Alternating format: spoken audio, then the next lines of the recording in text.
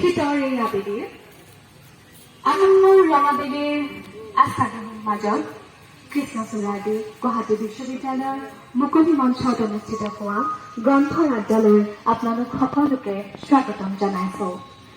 A very good evening to everyone.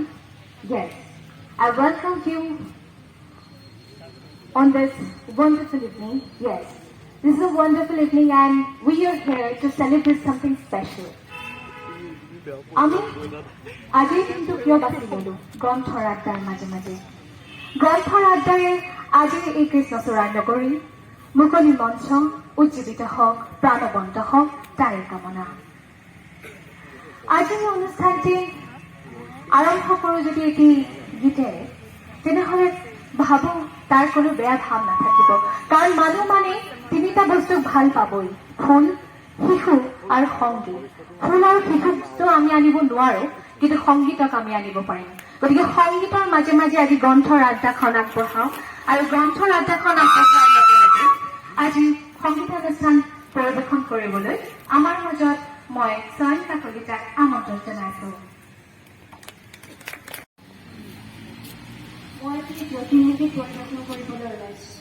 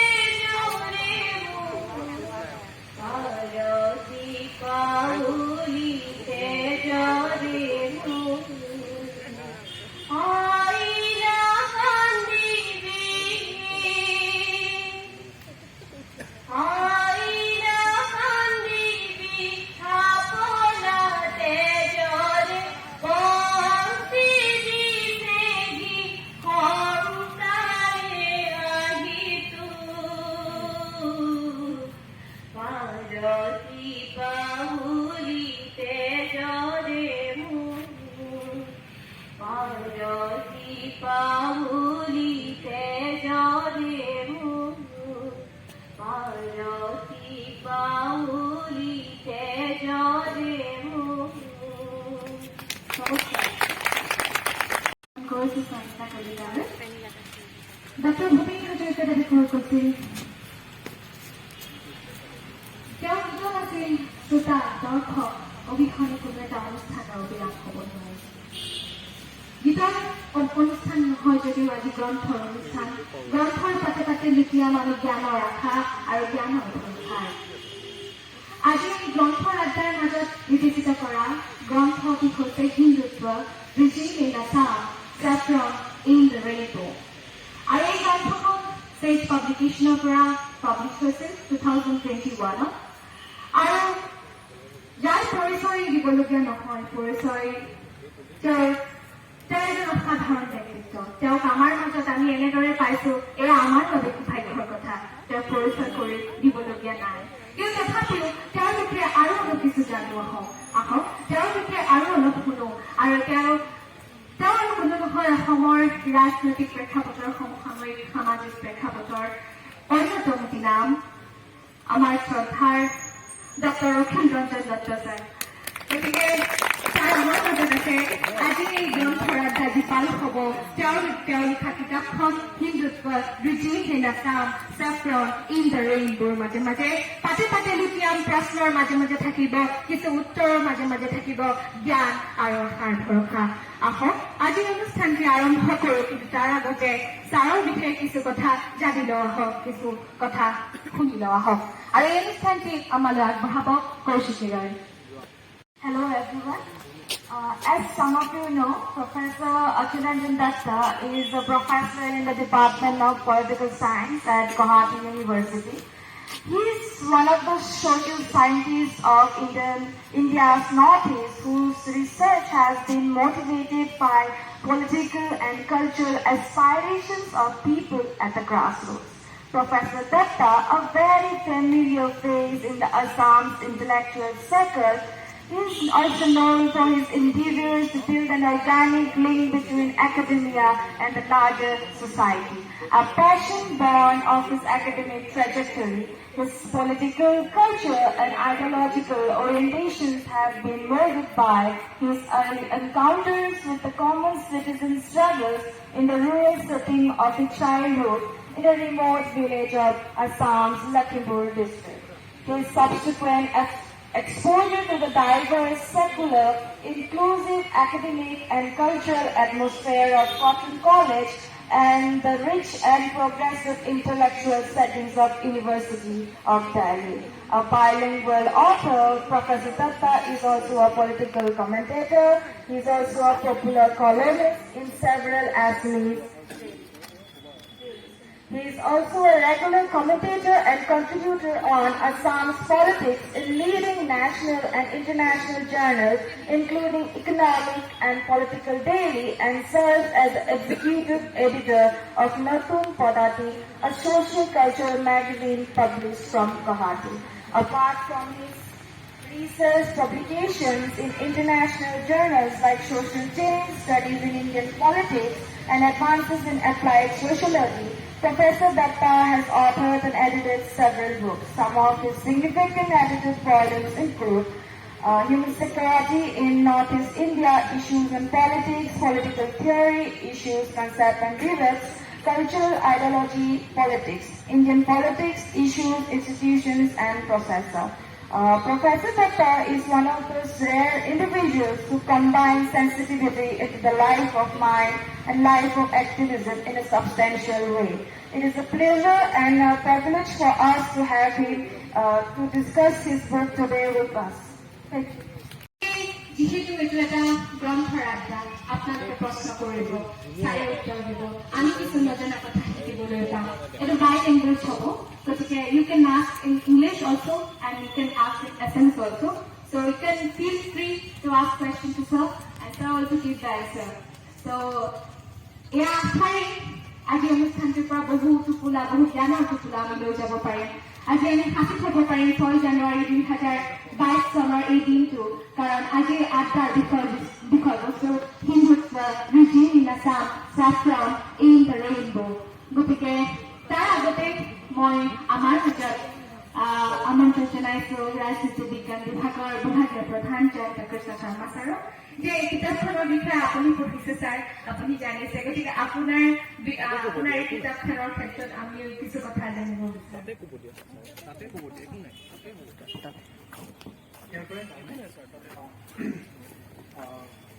মই আজি যিখন গ্ৰন্থৰ ওপৰত আলোচনা ইয়াত কৰিবলৈ আমি সমবেত হৈছোঁ সেই গ্ৰন্থখনৰ লেখক ডক্টৰ অখিল ৰঞ্জন দত্ত ডাঙৰীয়া, গুৱাহাটী বিশ্ববিদ্যালয়ৰ অসমীয়া বিভাগৰ অধ্যাপক বিশিষ্ট কবি কামালুদ্দিন আহমেদ ডাঙৰীয়া, গুৱাহাটী বিশ্ববিদ্যালয়ৰ গ্ৰন্থপ্ৰেমী ছাত্ৰ ছাত্ৰী তথা গৱেষকসকল, আজি এইখন গ্ৰন্থ আমি আলোচনা কৰিবলৈ আগবাঢ়িছোঁ। Hindutva regime in Assam, Saffron in the Rainbow, যিখন চেজ পাব্লিকেশ্যনে পাব্লিছ কৰি উলিয়াইছে প্ৰফেচৰ অখিল ৰঞ্জন দত্তৰ গ্ৰন্থ, যিখন গ্ৰন্থক আচলতে আমি সমসাময়িক সময়ত কণ্টেম্পৰেৰী টাইমছৰ হিষ্ট্ৰী বুলি কোৱা হৈছে, যিখন গ্ৰন্থই যোৱা দশকটোৰ এটা ৰাজনৈতিক পৰিঘটনা অসমৰ আৰু ভাৰতবৰ্ষৰ পৰিপ্ৰেক্ষিতত আমাৰ সন্মুখত দাঙি ধৰিছে। ইয়াত এটা বৰ স্পষ্টভাৱে কিছুমান কথা অধ্যাপক দত্ত ডাঙৰীয়াই কৈছে, বহুবোৰ কথাৰ উত্তৰ আমি তেখেতৰ পৰা পাবও লাগিব। আমাৰ মাজত প্ৰশ্ন আছে, আমাৰ মাজত আজি উত্তৰো আছে, আৰু আমি গ্ৰন্থখনক লৈ কৰিবলগীয়া বিশ্লেষণো আছে।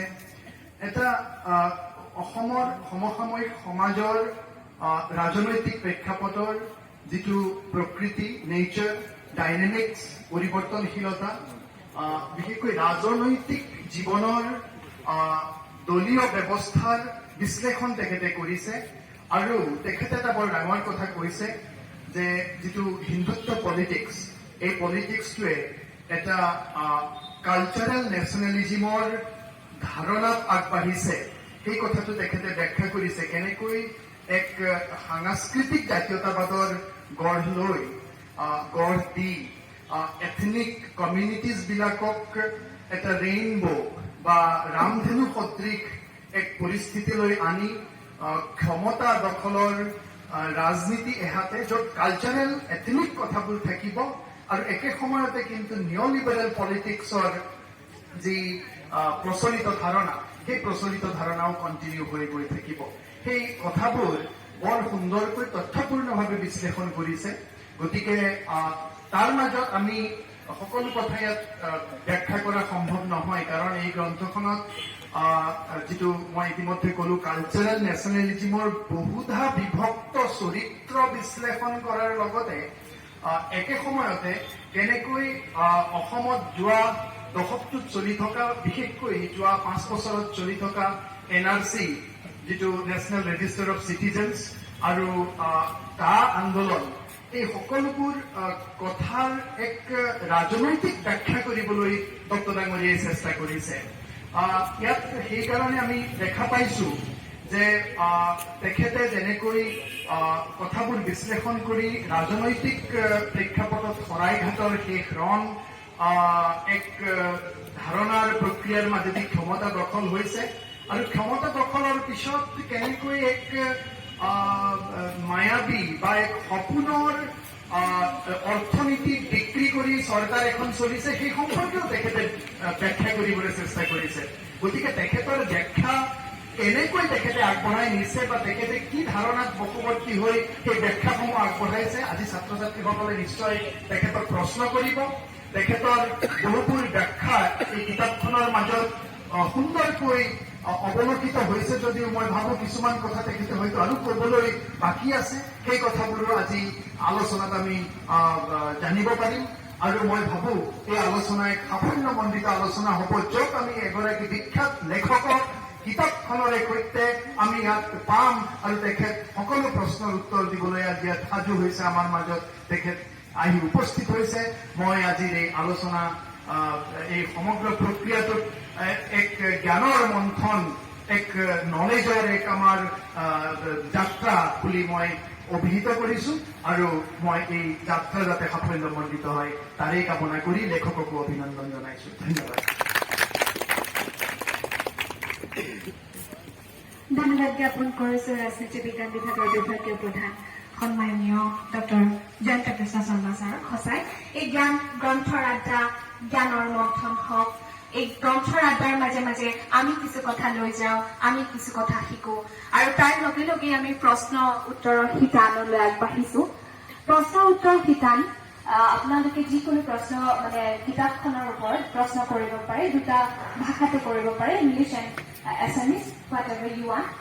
গতিকে আপোনালোক সকলোৰে ফালৰ পৰা আজিৰ গ্ৰন্থৰ আড্ডাৰ বিষয়বস্তু আমাৰ গ্ৰন্থখন the Hindutva regime in Assam saffron in the ৰেইনব'ৰ ওপৰত আপোনালোকে প্ৰশ্ন আগবঢ়াব পাৰে।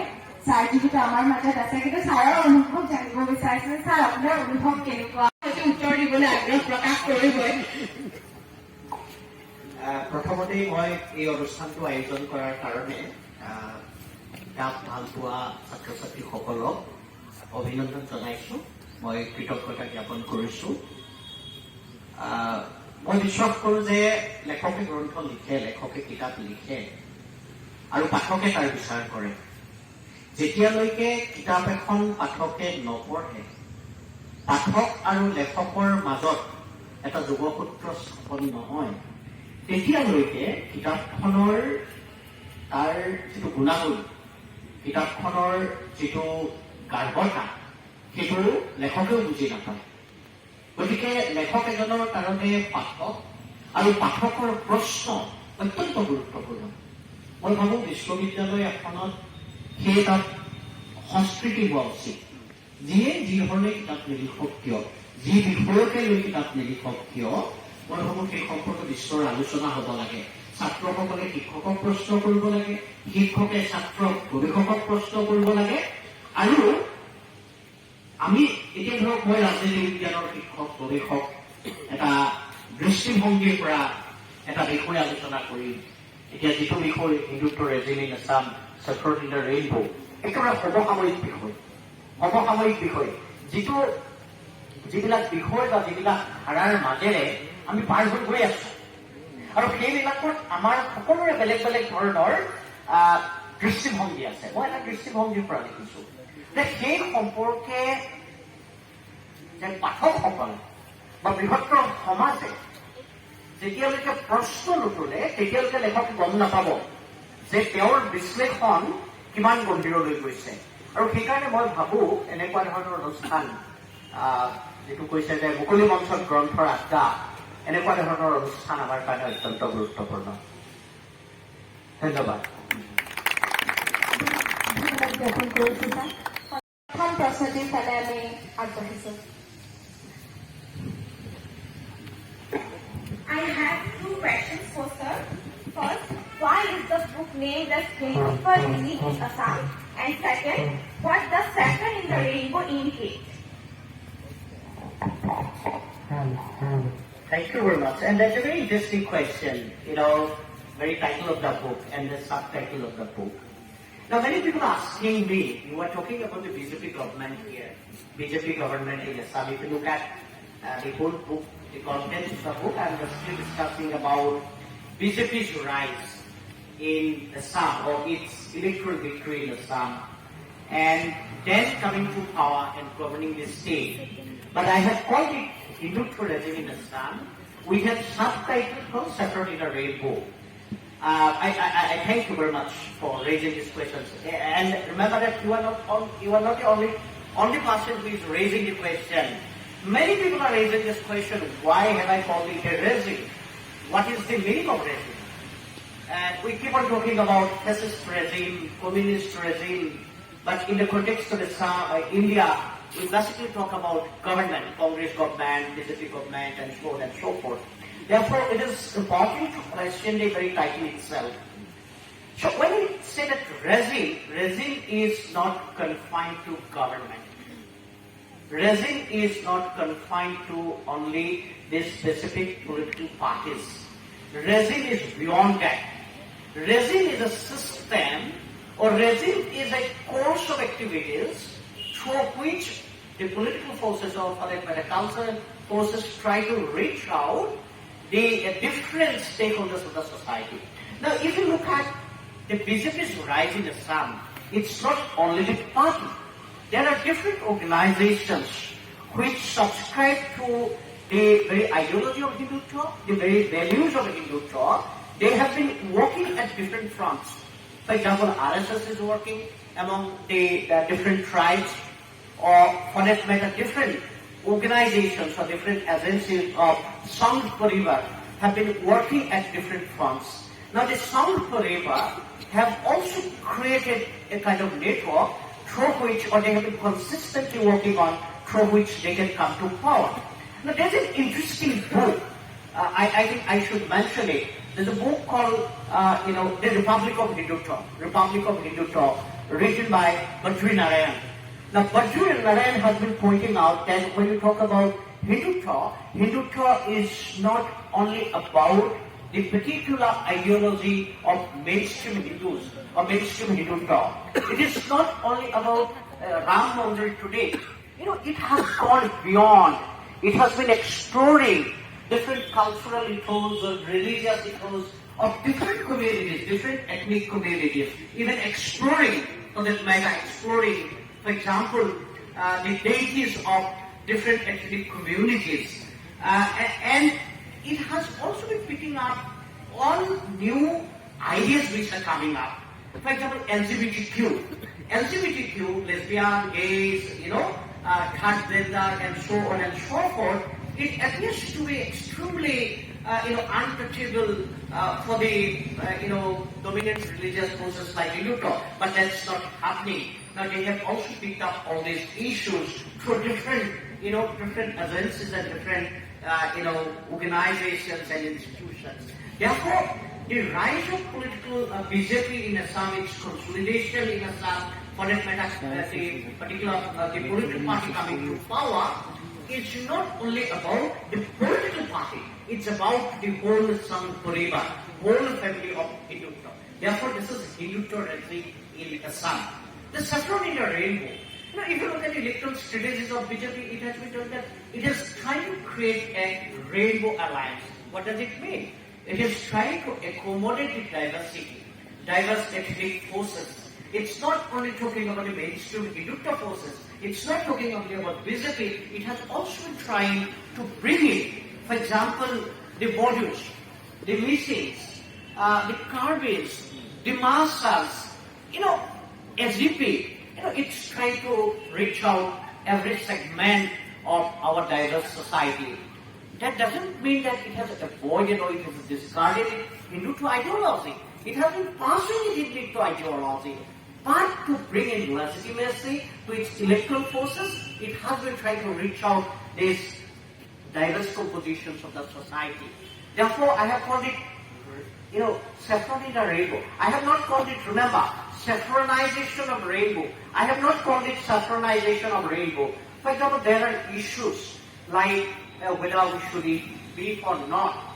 Now, Northeast India is a very, very peculiar kind of, we have the dominance of the tribal communities. For them, diversity is pretty important.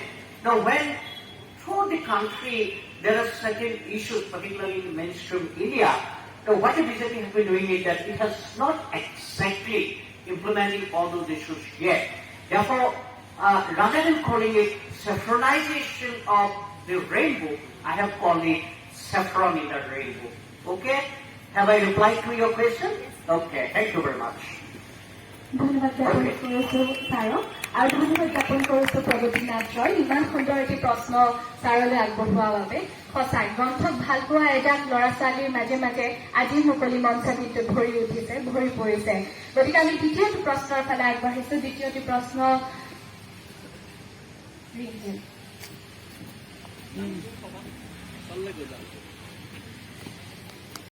A very good afternoon, sir, and all my dear friends and juniors. Yes, sir, I'm Rimjim Talukdar from 3rd Sem. Sir, I have a simple question. That what is the major motivation behind writing this book? So I want to know from you. Thank you. Okay, that's a very interesting question. What is the motivation behind? Had I been a poet? Had I been a lyricist for that matter? Had I been a story Taylor, they have found everything different. Now the motivation is this, that I'm a social scientist, I'm a political scientist, and I have been constantly engaging with the issues around, what is happening around. Getting it? You know, if you look at the book, someone called Professor Samir Kumar Das, who is a very eminent social scientist over time, he teaches at Calcutta University. Now he said that this book subscribes to the tradition called Burunzi. Now Burunzi is not history, remember. Burunzi is current history. The history of the current which is happening around, which is unfolding around. Now my concern has been this, that if you look at post-independent Assam, if you look at, for example, Gopinath Bordoloi, there have been some writings on Gopinath Bordoloi. There have been research on, I would say that substantive research on Gopinath Bordoloi. But the government, or the period that Gopinath Bordoloi lived, we do not have enough understanding of it. For example, what was the kind of budget that the Gopinath Bordoloi government presented, Vishnuram Devi presented, or what are the kind of other policies that it took? What was the legislations, important legislations of that time? What were the electoral strategies of that time? We do not have enough understanding of it. Look at Vishnuram Devi. We don't have much documents on it. For that matter, Vimala Prasad Sholika. Emergency period, we don't have enough debates and discussions on it. So my understanding is this, unless and until we constantly engage with the present, it will be very difficult for us to explore the past. So that is the motivation.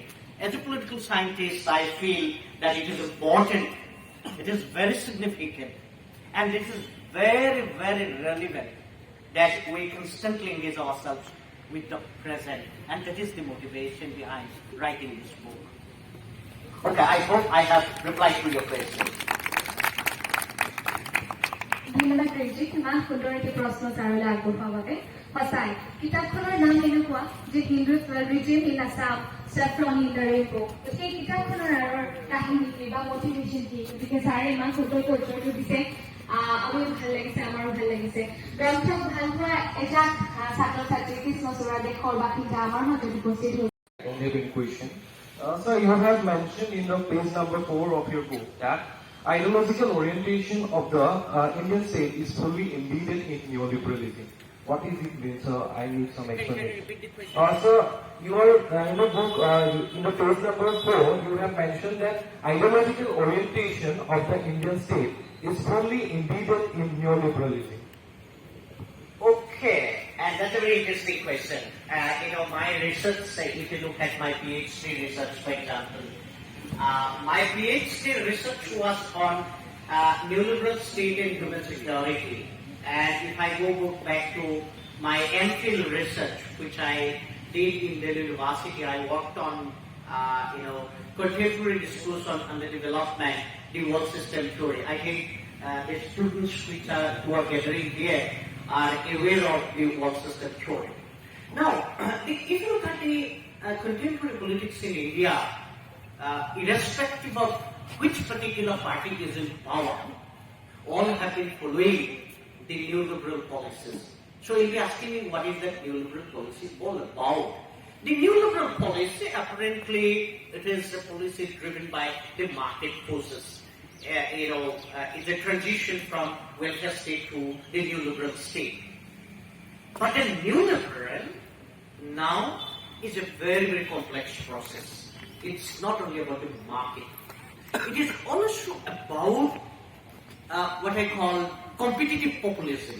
So there has been a transition in the economic policies of the government, not talking more in terms of privatization, giving more power to the private, giving more avenues to the private, also allowing to market to capture domains of production, manufacture, services, and so on and so forth. And if you look at the overall transition in the Indian economy for last couple of decades, you'll see that there's a change in composition.